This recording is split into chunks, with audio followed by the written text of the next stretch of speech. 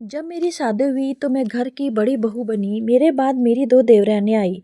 मैं पढ़ाई में उनसे कम थी और नौकरी भी नहीं करती थी, लेकिन वे दोनों मुझसे अधिक शिक्षित थी और आधुनिक थी। मुझे खुशी थी कि वे दोनों मॉडर्न देवरानियाँ आने वाली थी। मैं अपने देवर से कहती, आप लोगों के साथ नहीं पर दोनों देवरानियों के साथ मैं अपने सारे शौक पूरे करूंगी। यह सुनकर वो शर्मा जाते। शादी के बाद मैंने देखा कि मेरी देवरानियाँ पढ़ी लिखी और नौकरी पेशा थी, लेकिन घर के कामों में वे हाथ बटाने में रुचि नहीं दिखाती थी। मेरी सास मैं उम्मीद करती थी कि नई बहुओं में के काम में थोड़ा हाथ बटा दें। मैंने कई बार अपनी देवरानी प्रिया से कहा, प्रिया मैं और माताजी दिन भर रसोई में रहते हैं। माताजी तुमसे उम्मीद कर रही हैं कि शाम को तुम घर का कुछ काम कर दो। प्रिया ने उत्तर दिया, भाभी दिन भर ऑफिस के काम करने के बाद शरीर में इतनी ऊर्जा नहीं बचती कि घर का काम किया जा सके।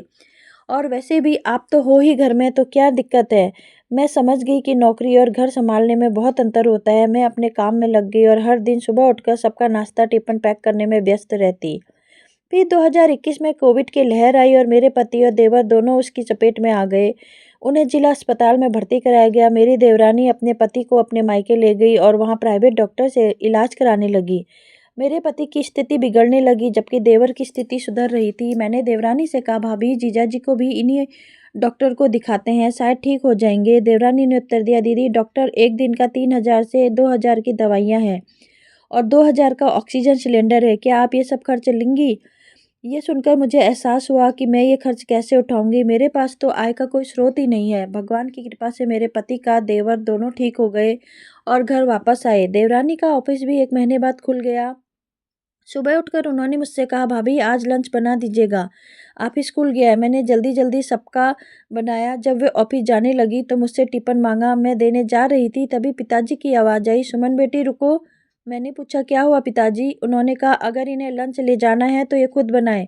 कल से ये जल्दी उठे और अपना लंच बनाकर ले जाएं। शाम को जब हम सब खाने पर बैठे तो पिताजी ने फिर से अपना फैसला सुनाया।